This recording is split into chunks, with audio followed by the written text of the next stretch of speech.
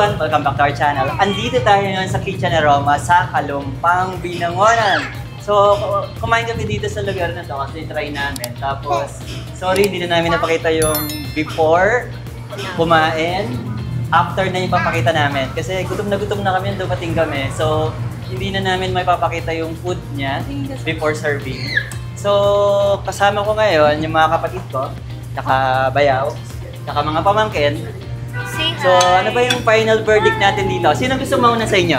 Ako na. Anthony? Anthony, ano masasabi mo sa pagkain dito? At bigyan mo kami ng yung top 3. Top 3, I think yung calamares. Kasi?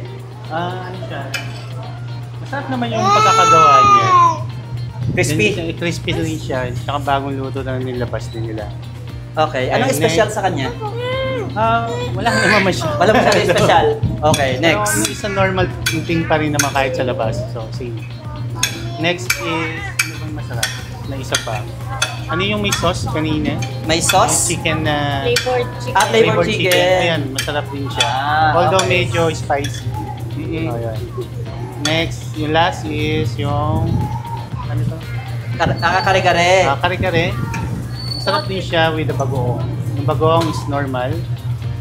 Which is, okay naman siyang combination siya doon. Yan. And overall, yung sa food naman kasi niya, depende yan. Pwedeng masarap sa kanya, pwedeng masarap sa akin, o hindi masarap sa kanya.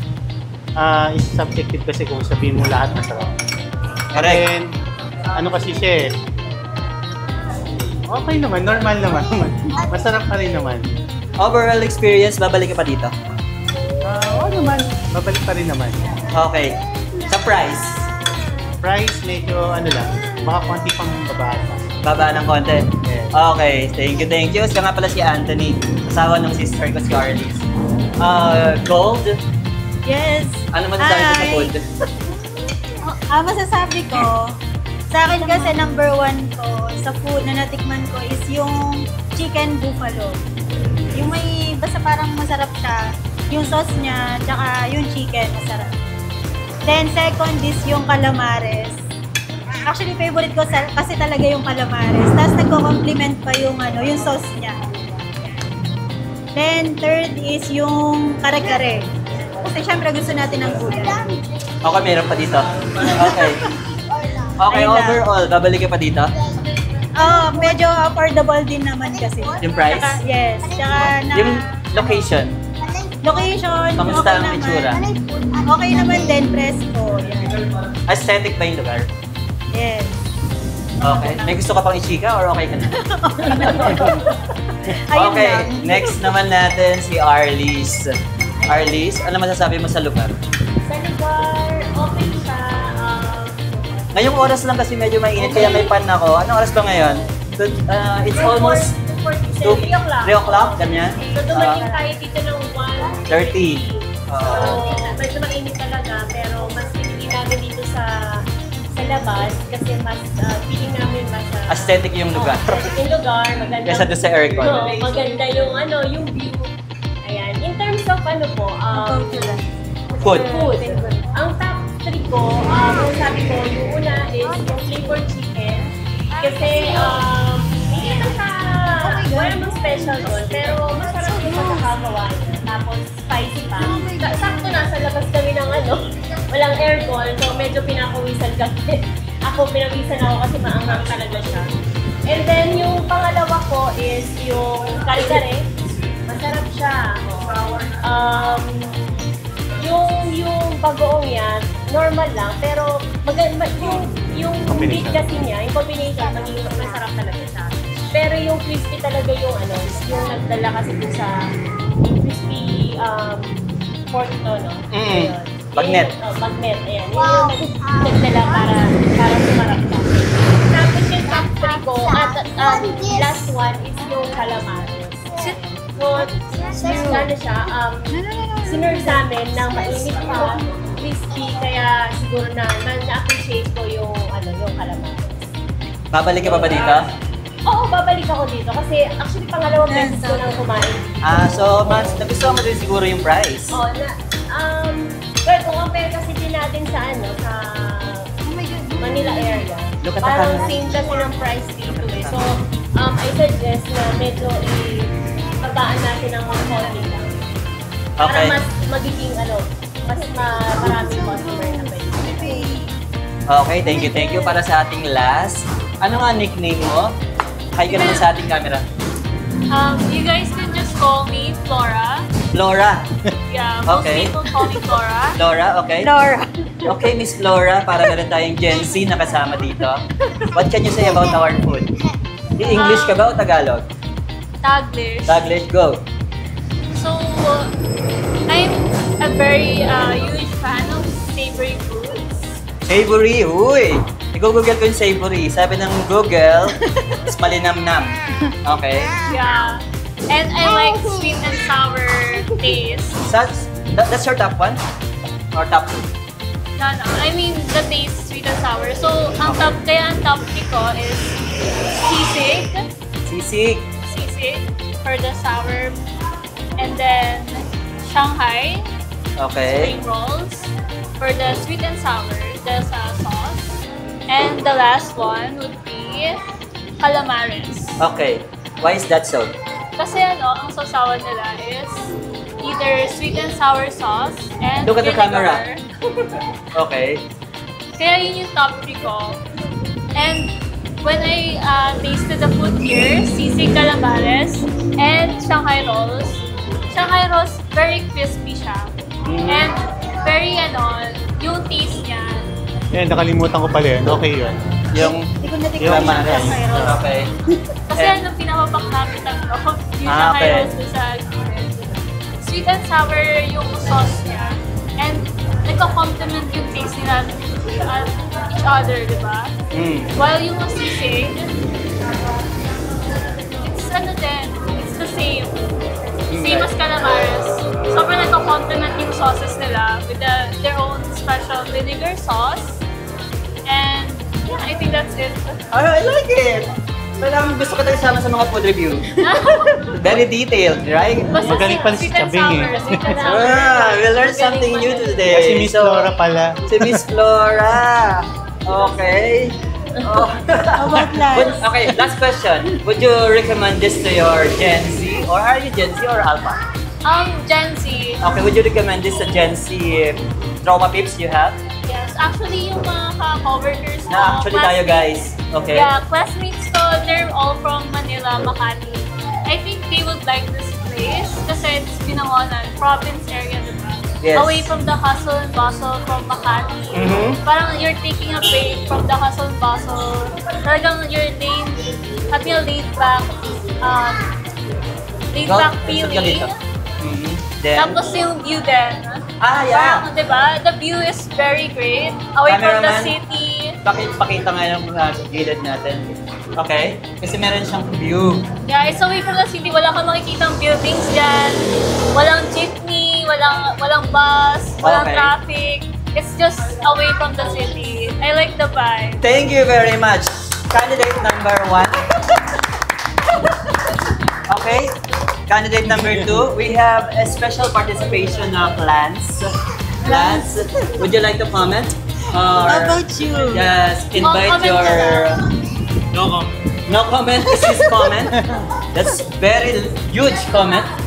Very shy pa siya eh. Okay. Ilang taon ka na? A man with a few words. Oh. Oh, just say hi na lang to the vlog. Say hi na lang. Just hi to the vlog.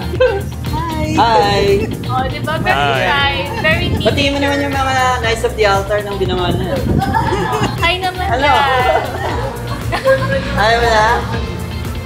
Okay, sige. Para sa akin, yung number 1 ko is itong kare-kare. Surprisingly, hindi ako mahilig sa kare-kare eh, pero nagustuhan ko siya. Hindi ako nag-order nito eh. Pero dahil nandun siya sa set menu niya, yung menu niya meron ganito, nagustuhan ko siya. Ang sarap kasi yung pag-net. Tapos correct. Number 2, yung sisig. Crispy siya, masarap. Savory nga, sabi ni Miss Flora. At yung pinaka-last is yung chop suey. Meron din silang gulay dito na option. Pero isa lang in-order namin kasi sa aming pamilya, for sure, ako lang din nakakain ng gulay. Kasi hindi sila kumakain ng gulay, kaya hindi ako masyadong nag-order ng gulay. And overall, maganda yung place. The price itself, kung nandito ka sa Binangonan, I would say so-so. So. Kasi province to. Yeah. Pero pwede na rin. Kasi lang kung kunyari magkamalita ka, mas mahal. So, okay dito yung price. Tapos, babalik ba ako dito? Definitely. Yes. Lahat ba kayo babalik? Yes. Ikaw, Lance, babalik ka dito? Yes. Okay. Babalik kami dito. So, sana itry nyo rin dito sa Kitchen Aroma dito sa Kalumpang. Kalumpang Bulacan tuloy. Kalumpang Binangonan.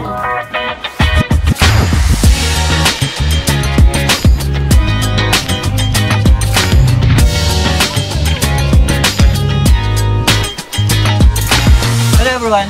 Andito naman tayo ngayon sa Vista Cafe. Dito pa rin to sa may Angono naman tayo ngayon, Angono Rizal. So tinikman natin yung mga coffee nila dito. So kasama ngayon yung mga pamangkin ko at saka yung mga kapatid ko ulit. So para sa una nating magsasalita na experience para dito sa Vista Cafe ay kanina ulit si Miss Flora! Woo-hoo-hoo-hoo! Wala pong malakpak. Di pa ready. Okay. Miss Flora, how does it taste? Anong in-order mo? Well, I ordered first, What? watermelon fruit shake. And Okay. then second, mango fruit shake. In fairness, masarap silang dalawa. You Okay. can actually feel the fruits of Binangonan. It's Ooh! very fresh. Wait. Very fresh just like you? Oh, yes. Okay. Very fresh. Fresh na fresh. Okay, just like you. I highly recommend ordering both Okay. mango and watermelon. Okay. Magkano nga ulit yung dalawa na yun? Re-range of 200? Ay, 210? More or Okay. Mga 200 siguro. Okay. So, what do you think of the place? very aesthetic. Aesthetics. Pleasing. Okay. Like you can see backdrop pa lang namin. You can see Ah, the yeah. view. Like, Yeah, but the flowers. Bustle of the faraway, either Manila, Metro Manila, right there. Okay. It's very fresh. First like you again? Yeah. Okay. Para siyang sa sa Cebu. Yung mapasin niyo yung background namin. Parang sa Cardoba ba yun? Something dun sa Cebu sana. Sa Lapu-Lapu. Anyway, parang ganun yung tema niya. Okay, anything else you want to add? Just vibes. Napaka-vibing ng place. Vibey. The vibe is vibing. Just like that? Yeah. Okay. Babalik ka pa ba dito? Yeah. Okay. Mukhang mas maganda dito kung mapagkagabi na, pagka in-open na nila yung lights ng mga flowers. Yes. Okay. That's it? Yeah, that's it for me. Ah. Siguro si Tita Ichi naman. Let's give the floor to Tita Ichi daw. Arlis? Hi everyone! So I ordered my favorite watermelon shake. Same lang. Favorite ko kasi ito eh. So May distinct pa siyang kakaibahan. wala, it's normal for Normal. me. Oh, normal naman siya. Masarap lahat ng watermelon para sa akin. Kaya Hindi siya matamis. hindi, sakto lang yung niya, timpla niya. The place. The place, ang maganda dito. I highly recommend this place. So, kung meron kayong plan na mag-getaway, Mhm. pwede dito sa Vista Cafe. Okay. Anything you want to add? Yun lang. Siguro kung tatanungin mo kung babalik ako dito, depende yan kung kasama ka. Para libre. Para libre. Oh! Tingnan mo din ba yung price? Okay. Hindi ko tinignan eh, kasi para Ay, sige, para may participation na sa left side natin, tatanungin na sila nung Habay o Walay. Sabay-sabay kayo. Habay o Walay? Habay! Habay daw. Habay. Okay? Kasi hindi nila alam yung habay, kaya hindi sila hindi sila ganun ba mga Gen Z? Kasi ang Habay or Walay yata pang millennial. Millennial. Pang millennial kasi siya. Okay, Gold next. Well, for me, What did you order? ko is, caramel macchiato. Mahilig ka talaga sa macchiato. Yeah. Okay. Actually, fan talaga ako ng hot coffee. So, Mhm. kaya ito yung in-order Because ko. you're hot. Well, Just like you. ikaw nagsabi Okay. yan. Okay. So, ayun, as usual, ano naman siya, masarap talaga to. Favorite ko talaga tong caramel macchiato. Then, as you can see, ano naman siya, wala namang nating Special. special. Kaya lang yung nga po, yung sa vibes. Vibe the place. Yeah. The vibe is vibing. The vibe is vibing, just like you. Okay. Nike Jancy na siya. Yeah, well, Okay, so babalik ka ulit dito or no? yeah, babalik pa rin, lalo na pagkasama ulit kayo. Tanungin natin yung nasa ating mga left side kung habe o wale. Habe o wale? Habe! Energy! Ulitin natin. 3, 2, 1. Habe o wale?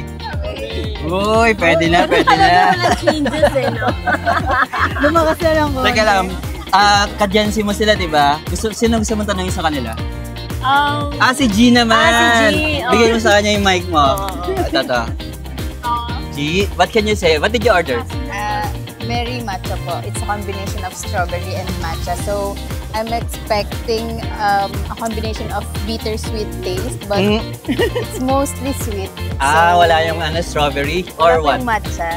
So, medyo disappointed, but okay na rin For a libre, no? Opo. Pero babalik ka rin dito? Yes, mababalik. Oo. O, tanungin natin lang, taga habe o wale? Habe o wale? Hey! Mga ganun dapat. High pitch. Okay, for the last one, meron bang gusto magdagdag? Okay na tayo. Lance, may gusto kang batiin? Shout out, Carl. Bigay mo ka yung mic kay Carl. Magsalita naman si Carl. Carl, kaya mo daw yung mic. Ano? record ba ng English? Hindi, pwede Taglish. What can you say? I ordered, para cooking monster. Okay. How does it taste? Good. Hindi Good? siya yung typical na sweet talaga kasi si parang talaga. Baka gusto mong batiin yung mga ka-Gen Z mo dyan. Look at the camera. Sino gusto mong batiin? Mga ka-basketball mo? Wala. Lance, mga Knights of the Altar mo. Wala. Batiin mo na. Batiin mo na. Shout out. Ikaw, Gray, ba gusto magbate? Shout out. Shout out, wala? Okay. Mga classmate mo dyan kay Kevin. Aliyah. Okay, for the last one, wala nang gusto mong magdagdag? Okay na? Ako naman Si ang Mama. last. Baka gusto mo. Ano, bigay mo tayo mic. Wala sa service. Batiin na lang siya. Babatiin. Shout out sa mga nanonood. Yan. Mga followers. Papa, shout out din si Good Papa. luck sa amin lahat. God bless. Okay, thank you. Sa akin naman, for the last one, ang in-order ko yung matcha prop kasi favorite ko talaga yung mga anything matcha. Malamig to. Tapos, same lang din naman yung taste niya. Ang nagustuhan ko lang dito ay yung price niya 270 na hindi ko pala masyado nagustuhan. Medyo pricey sa Medyo pricey lasa. siya. Pero the vibe is vibing. Inaantay ko na lang, ay, medyo kumukulay na yung flowers. Yeah. Nagkakaroon na siya ng ilaw. Medyo, at least medyo nawi-witness natin siya. So, yung transition niya. So, okay naman siya. Pero kung babalik ako dito, for the vibe. For the coffee, okay lang. Usual lang siya. Wala masyadong special. Pero, maganda kasi yung place. Okay, Gusto- palakpakan natin. Thank you guys. Thank you. Palakpakan. Till our next episode, kita-kits ulit tayo dito sa I Want! See you again! Always make it a habit to be helpful, kind, and happy! Woohoo!